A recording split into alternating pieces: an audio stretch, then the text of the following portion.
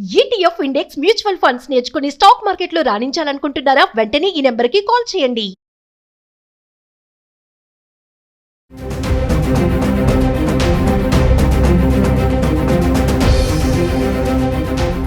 నమస్తే, welcome back to Suman TV. Present మనతో పాటు ఉన్నారు ఫ్యామిలీ కౌన్సిలర్ రజనీ రామ గారు. నమస్తే మ్యామ్. నమస్తే. మనం ప్రీవియస్ కొన్ని ఇన్సిడెంట్స్ మాట్లాడుకున్నాము. ఇల్లీగల్ అఫైర్స్, అక్రమ సంబంధాలకి దారి తీస్తున్నటువంటి కారణాలు ఏంటి అని చెప్పేసి, ఏదో ఒకటి హస్బెండ్ సరిగా చూడట్లేదనో, వైఫ్ సరిగా పట్టించుకోవట్లేదనో, లేదంటే వేరే వేరే కారణాల గురించి. ఇప్పుడు ఈ తణుకు ఇన్సిడెంట్ గురించి మాట్లాడుకుంటే, మరి హస్బెండ్ ఇక్కడ లాయర్, అంటే మంచి ఒక పొజిషన్లో ఉన్నాడు. లాయర్ అనగానే చాలా బిజీ లైఫ్ ఉంటుంది, ఎన్నో కేసులు వాదించాలి, ఎన్నో ఇలాంటి కేసెస్ కూడా వస్తూ ఉంటాయి ఇల్లీగల్ అఫైర్ సంబంధించి, భార్యాభర్తకు సంబంధించి. మరి తన ఇంట్లోనే వైఫ్ వేరే అతనితో ఉండడం చూసి ఇతను ఒక స్కెచ్ వేశాడు. ఒక లాయర్ అయ్యుండి కూడా, అంటే ఎంత లాయర్ అయినా ఒక భర్తే కదా, ఒక స్కెచ్ వేసి మరి అబ్బాయిని తొలగించడానికి అడ్డు తొలగించాలనుకున్నాడు, అడ్డు తొలగించేశాడు. మరి ఒక్కసారి వివరాల్లోకి వెళ్తే ఎందుకు ఇవన్నీ పెరుగుతున్నాయి అని అంటే, ఇప్పుడు లాయర్ అయినంత మాత్రాన తన దేవుడు కాదు కదా, అతను ఒక సామాన్య జీవితం గడుపుతున్నాడు, అందరిలాగానే పెళ్లి చేసుకున్నాడు, అందరిలాగానే బాగుంటామని అనుకుంటారు. కాబట్టి పెళ్లి చేసుకున్న తర్వాత ఆమెకి పెళ్లికి ముందు నుంచే ఉందా, అసలు పెళ్ళి ఎన్ని సంవత్సరాలు అయింది, ఇదంతా మనకు తెలియదు. ఏమైనా సరే పెళ్లికి ముందు ఏమన్నా ఉంటే అదంతా గతం మర్చిపోవాలి. అది ఏదో పాసిబుల్ లేకపోబట్టే కదా, పాసిబిలిటీ లేకపోబట్టే మళ్ళీ వేరే వాళ్ళని చూసి పెళ్లి చేసుకుంటారు. మరి అలాంటప్పుడు మళ్ళీ పెళ్ళి అయిన తర్వాత కూడా సాగించడం అనేది చాలా తప్పు. మరి ఇందులో కూడా ఏదో ముందు నుంచే ఏదో ఉంది ఎఫ్ఐఆర్ అనేది వింటున్నాం. కాబట్టి అలాంటివి ఏమైనా ఉంటే వదిలేయాలి. ఎందుకంటే ప్రారంధమో కర్మో తెలుసో తెలియకో జరుగుతాయి కొన్ని. అలాంటివి అక్కడతో స్వస్తి పలికి మంచి జీవితానికి నాంది పలకాలనేది తెలుసుకోవాలి. తర్వాత పెళ్ళి అయిన తర్వాత ఇలాంటి బయటపడితే ఇలాంటి ఘోరాలు జరగడానికి చాలా అవకాశం ఉంటుంది. ఇది తెలుసుకోవట్లేదు అందరూ. ఏముందిలే, మొగుడు కళ్ళుగా పేదనే చేయొచ్చు, ఆడవాళ్ళు అలాగే అనుకుంటున్నారు, మగవాళ్ళు కూడా అలాగే అనుకుంటున్నారు. సో దానివల్ల ఏమవుతుందంటే, ఇతను లాయర్ అయినా మనిషి అని చెప్పుకున్నాం కదా. ఇప్పుడు ఇతనికి ఏమైంది, ఒక యాజ్ ఎ హ్యూమన్ బీయింగ్ ఇతనికి కూడా మండింది, ఇతను కూడా ఓర్చుకోలేకపోయాడు. సో ఇలాంటి ఈమెను లేపేయాలి అనే ఆలోచన వచ్చింది ఆయనకి. అయితే ఏంటంటే ఇక్కడ చంపేయాల్సిన అవసరం లేదు. అయితే ఇక్కడ ఏమొస్తుందంటే పగ, నన్ను మోసం చేస్తుందా అనేది జీర్ణించుకోలేరు. ఈ ఒక్క పాయింట్ మీదే జరుగుతాయండి హత్యలు, ఆత్మహత్యలైనా సరే. హత్యలు ఆత్మహత్యలు ఈ ఒక్క పాయింట్ మీద జరుగుతాయి. అంతేగాని ఆమె ఎవరితో తిరిగితే నీకెందుకు, వదిలేసి నీ జీవితం నువ్వు చూసుకోవచ్చు కదా, ఇవన్నీ వర్కౌట్ అవ్వవు. ఎందుకంటే నీకు పెళ్లికి ముందు ఇంత అఫైర్ ఉందా, అది ఫస్ట్ నెంబర్ 1. పెళ్ళి అయిన తర్వాత కూడా నువ్వు కంటిన్యూ చేస్తున్నావా, నెంబర్ 2. తర్వాత ఏంటంటే నన్ను ఇంత మోసం చేస్తావా, ఇవన్నీ కలుపుకొని మనిషిని నిలబడనిది అనమాట. సో ఇతను లాయర్ అయినప్పటికీ కూడా ఈమె నాకింత ద్రోహం చేసింది, మోసం చేసింది కాబట్టి ఈమెను లేపేయాలి అనుకున్నాడు, లేపేశాడు. ఇక్కడ ఒక విషయం మేడం, వైఫ్ హస్బెండ్ అన్నారు కదా మీరు, ఓర్చుకోలేకపోయాడు అని చెప్పేసి మనం కొన్ని వీడియోలో మాట్లాడుకున్నాం.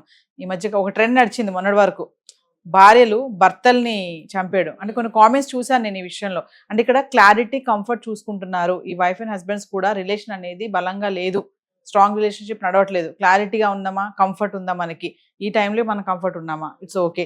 హస్బెండ్ లేరు, బయటికి వెళ్ళాడు, ఒక ఊరు వెళ్ళాడు, నాకు ఇప్పుడు కంఫర్ట్ కావాలి, నేను చేసింది అయితే వచ్చేటప్పటికి ఉండడు కదా, పంపించేస్తాను కదా, చూడడు కదా అనే ఒక అందులో ఉండిపోతున్నారా, ఆ కేటగిరీలో ఉండిపోతున్నారా? అంటే నిజమే, ఆ పాయింట్ నిజమే, అలా ఉంటున్నారు. కానీ ఎప్పుడైనా సరే బయటపడతాయి ఇలాంటివి.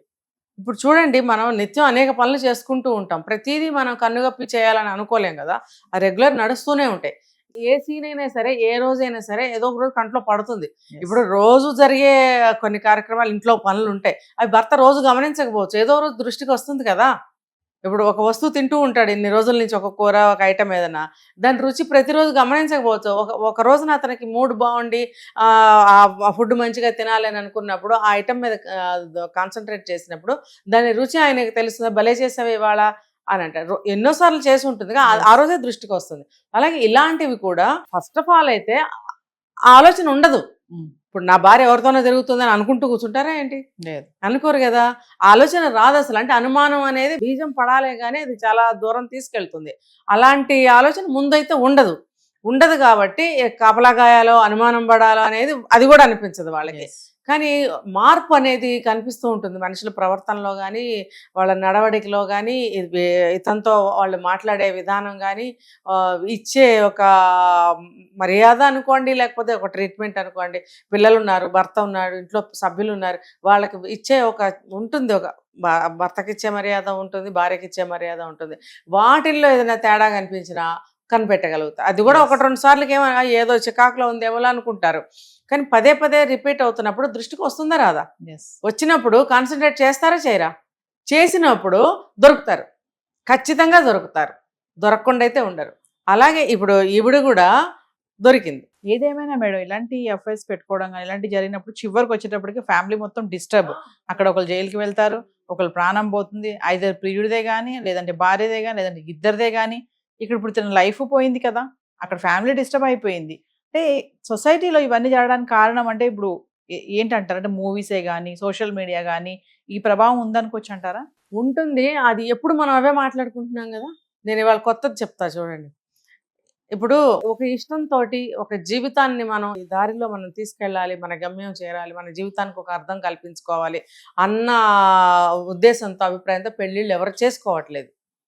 అంతే. ఇదేంటి, పెళ్ళి అనేది ఒక డ్రామా అయిపోయింది. డ్రామాటికల్గా అన్ని అరేంజ్మెంట్స్ చేయటము, జనాన్ని పిలవటం, బట్టలు కొనుక్కోవటం, నగలు కొనుక్కోవటం, ఫోటోగ్రాఫర్ని పెట్టుకోవడం, ధూమ్ధామ్గా పెళ్లి చేసుకోవటం, ఇదంతా కూడా డ్రామా.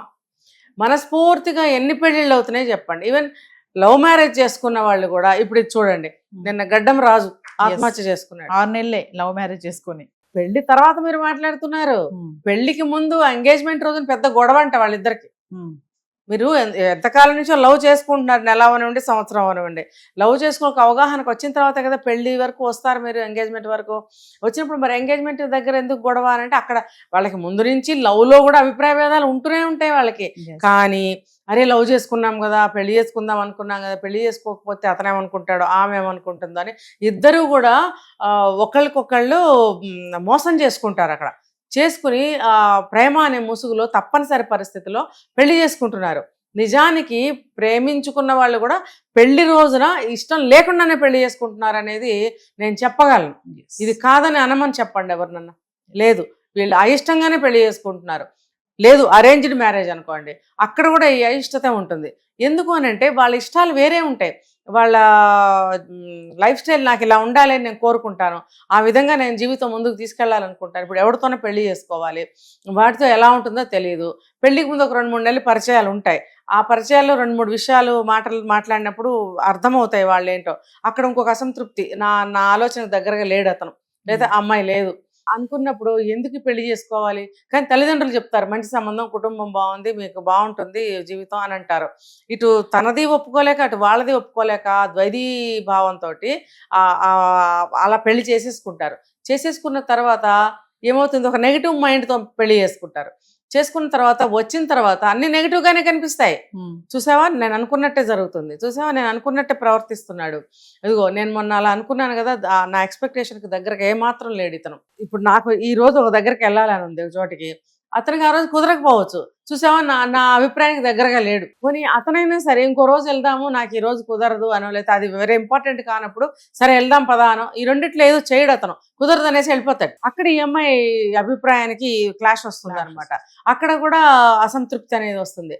ఇలా లెక్క పెట్టుకుంటూ వెళ్తే చాలా అసంతృప్తులు ఉంటాయి. అందులో వన్ ఆఫ్ ఇది ముందు నుంచి అఫైర్లు ఉండటము, లేకపోతే పెళ్ళి అయిన తర్వాత తన మనసుకు నచ్చినోడితో అఫైర్ పెట్టుకోవడం అనేది జరుగుతుంది. అప్పుడు ఏమవుతుంది, భర్త అనేవాడు సహించడు కదా, భార్యనే అంతే. అనుమానము, తర్వాత మోసం చేస్తుందా అనే కక్ష పగ బయలుదేరి ఏదో ఒక విధంగా లేపేయాలి. అంతేగాని మనం ఇన్ని రోజుల నుంచి శ్రీరామనీతులు చెప్తున్నాం, ఇష్టం లేకపోతే వదిలేయండి అయ్యా బాబు. కానీ ఇక్కడ ఒకటి గమనించవచ్చు మేడం, ఇక్కడ చూడండి, ఎవరైతే ప్రియుడు ఉన్నాడో ప్రియుడిని చంపాడు కానీ భార్యను చంపలేదు. అంటే ఏదైనా సరే, అది ప్రేమ అనుకోండి, ఏమన్నా అనుకోండి, భార్యను అయితే ఉంచుకున్నాడు, ప్రియుని అయితే చంపేశారు. ఎవరిని చంపినా ఇప్పుడు ఇతను కూడా జైల్లో కూర్చోవాలిగా. మరి ఆ భార్యకి ఇతను దేనికి పనికి వస్తాడు? జైల్లో కూర్చున్నాడంటేనే మనసు విరిగిపోతుంది. అది కూడా తన ప్రియుడిని చంపాడు కాబట్టి. తిరిగి వచ్చిన తర్వాత అతనితో కాపురం చేస్తానని అస్సలు అనదు. ఆల్రెడీ ఆ అమ్మాయి వెళ్ళిపోయి ఉంటుంది, ఇలాంటి వాడితో నాకెందుకు అని చెప్పి. వాళ్ళతో ఏం చెప్పచ్చు, ఏదో అనుమానపడ్డాడు, అదంతా ట్రాష్ అని కూడా చెప్పచ్చు. కానీ మోసపోయింది ఎవరు? ఇతను. కాకపోతే ఏంటంటే ఎంతో కూర్చుని మాట్లాడి నువ్వు మానుకో అని చెప్తే కూడా వినే పరిస్థితి లేదండి. ఇలాంటప్పుడు మళ్ళీ మనం మొదటగా వస్తాం. మీరు ఎవరి ద్వారాని వాళ్ళు వెళ్ళిపోండి. యాజ్ ఎ లాయర్ అతను ఎన్నో కేసులు చూసుంటారు, వినుంటారు, చేసుంటారు. అలాంటప్పుడు మన నిర్ణయం తీసుకోవటం అంత కష్టమా? ఏమనుకున్నాడంటే అతను స్కెచ్ చేశాడు 4 మనుషులతో వేసి శ్మశానంలో చంపేస్తే ఎవరికి తెలియదు అనుకున్నాడు. అక్కడ చంపి కూడా మళ్ళీ గోదాట్లో కలిపాడుగా. మరి అక్కడ నువ్వు దొరికావుగా, మళ్ళీ ఆ పరారయ్యావుగా, అక్కడ నువ్వు క్లూ ఇచ్చి వదిలేవుగా. మరి ఎక్కడైనా తప్పు చేసినప్పుడు దొరకాల్సిందే, దొరుకుతారు. ఇవాళ కాకపోతే రేపైనా. అసలు 24 గంటలు ఎక్కువ అండి పోలీసులకి దొరకబట్టాలంటే. వీళ్ళని ఈజీగా పట్టుకుంటారు, శిక్షలు పడతాయి, జీవితం కొలాప్స్, ఫ్యామిలీస్ కొలాప్స్, ఇంక ఏం ఉండదు అక్కడ, ధ్వంసం. మరి వీళ్ళు అర్థం చేసుకోవాలి.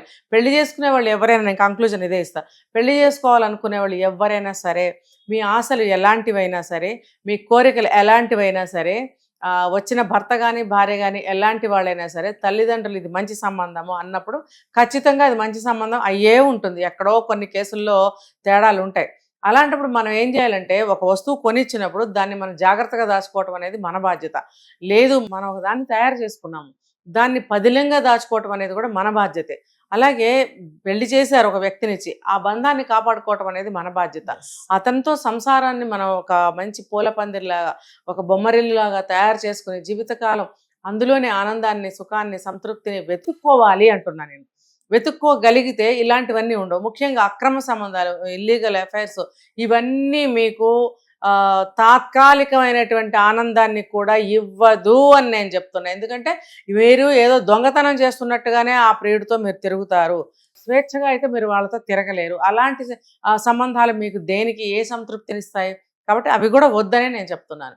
ఏదైనా భర్త దొరికాడు, అతనితోనే మీ జీవితాన్ని పండించుకోమని నేను చెప్తున్నాను. Thank you.